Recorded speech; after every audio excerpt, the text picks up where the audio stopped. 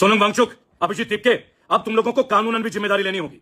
तुम्हारे एक मित्र के ऊपर तो एफआईआर हो चुका। मेरी बात सुनो, तुम लोगों ने जो प्रोटेस्ट करवाया उसमें इंडियन आर्मी को मां की गाली दी गई, दिल्ली पुलिस को मां की गाली दी गई, यहां तक बोला गया fuck Delhi police, fuck Indian. मैं बोल भी नहीं पाऊंगा। मेरी बात सुनना, साले जूतों से पीटना चाहिए तुम जैसों को। अकाउंटेबिलिटी लेनी होगी। तुम्हारा क्या डिसिप्लिन कमेटी था? बिना परमिशन के कैसे करा दिया तुमने? इंडियन आर्मी को गाली दोगे जो हमारे लोग शहीद हो गए? उन्नी कृष्ण के घर जा पाओगे? मेजर मोहित के घर जा पाओगे? तुम तो बड़े फौजों का सम्मान करते थे ना, तो तुम्हारे लोगों ने क्या गाली दी और क्या बोला? चार चवन्नी घोड़े पे मोदी मेरे डैश पे। एक बात बताओ, देश का प्रधानमंत्री है, विरोध मेरा भी है, देखना चाहता हूं कि मोदी हटे, लेकिन गाली देख के कतई भी नहीं। तुम क्या बोल रहे थे? हमारे देश की प्रधानमंत्री तुम्हारे किस पे, जिस पे तुम बोल रहे हो ना हरामखोर, तुम्हारा वो लिंग काट देना चाहिए, क्योंकि सवाल मोदी जी का नहीं है, सवाल देश के प्रधानमंत्री का है। और क्या बोला तुमने बे? एक बात बताओ, तुम लोग इतनी मर्यादित हो गए, इतना तुम लोगों को औकात हो गया कि तुम पुलिस को मां की गाली देने लगे, इंडियन आर्मी को गाली देने लगे हैं? तुम्हारे प्रोटेस्ट में एक आदमी जो मकोका से सजा याफ्ता है, वो 10 आदमी लाके नारे लगा रहा है। पहली बात। और क्या लिखा तुमने? मुट्ठी मारो पर बच्चों को मत मारो। एक काम करो, क्या तुम अपनी मां के आगे ये बात बोल सकते हो? अपने बाप के आगे बोल सकते हो कि चार चवन्नी घोड़े पे और डैश मेरे इस पे बोल सकोगे अपने मां बाप के सामने? This is what you have done Sonam Wangchuk, this is what you have done and you should be responsible. तुम पे मुकदमा दर्ज होना चाहिए, तमाम उन लोगों पे मुकदमा दर्ज होना चाहिए जिन लोगों को परमिशन नहीं थी। तुम जंतर मंतर बैठे थे भाई, सीना चौड़ा करके बोलते, कोई दिक्कत नहीं थी। धर्मेंद्र प्रधान के घर चलते भी दिक्कत नहीं थी। लेकिन एक बात बताओ, क्या बहाना मारा था? परमिशन नहीं है। परमिशन इंडियन आर्मी को गाली देने की है, मां की गाली। तुम जैसे कुत्ते पिल्ले तुम इंडियन आर्मी के साथ डैश करोगे? औकात है बेटा, अगर उतर गया ना शरीर से खाल निकाल सकते हैं वो लोग। Proud of Indian army. मां कसम जूतों से मारूंगा तुम लोगों को, जूतों से। अभिजीत दिपके, तेरे पे मुकदमा दर्ज होना चाहिए। और सोनम वांगचुक, तेरे तेरी बीवी पे भी। ये सब कांड तुमने करवाया।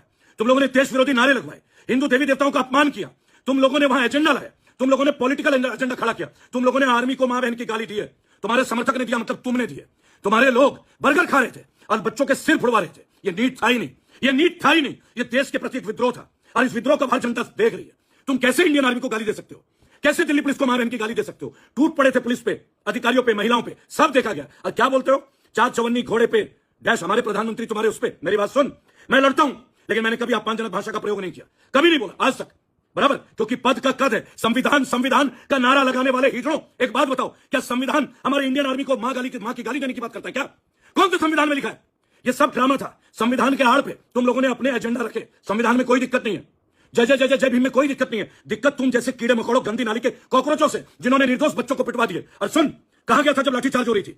तू कहां था दीपके? सोनम वांगचुक अस्पताल में, तू गाड़ी के ऊपर, तेरा वो सांसद नारे लगाने वाला गाड़ी के ऊपर, बराबर? डिंपल यादव को अपने बच्चों को लेकर क्यों नहीं आए? उनके बच्चे भी तो पढ़ रहे होंगे ना, फुड़वा लेते सर, ले आते अपने घर के बच्चों को, तब पता चलता। भगत सिंह चाहिए था? निर्दोष बच्चों का सिर पिटवा के, पुलिस वालों का सिर फुड़वा के, इंडियन आर्मी को गाली देके प्रधानमंत्री के पद को नंगापन किया तुमने।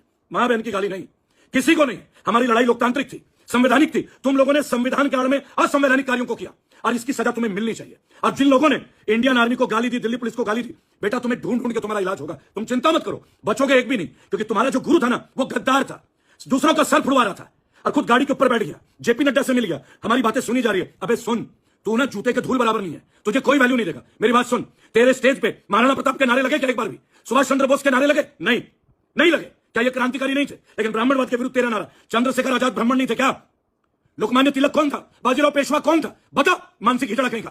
तुम लोगों ने गाली दी, एक धर्म को, एक जाति को गाली दी। क्या अधिकार था तुम्हारा? तुम नीट के लिए आए नहीं थे, तुम्हें नेता बनना था ना बेटा। आना पॉलिटिक्स में, दौड़ा दौड़ा के भगाएंगे। तुम्हें नेता बनना था ना। तेरे साथ का एक सांसद है ना, जो 1 लाख का भीड़ दिखाता है, एक विधायक नहीं बना पाया। पता है क्यों? लोग जानते हैं सच कौन है, झूठा कौन है। अरे अब तो वैसे भी एंट्री मार गया। अरे मकोका का एक अपराधी जो दिल्ली में पहली बार अपराध में दोषी साबित हुआ, क्या कर रहा था वो टोपी पहन के? क्या कर रहा था नीट में वो? बता ना। ऐसे चरित्रवान लोगों को लेकर आया था, जो कश्मीर को देश का हिस्सा नहीं मानते, ऐसे मानसिक विकलांग लोगों को लेकर आया था। और तू कहता तू नीट का था।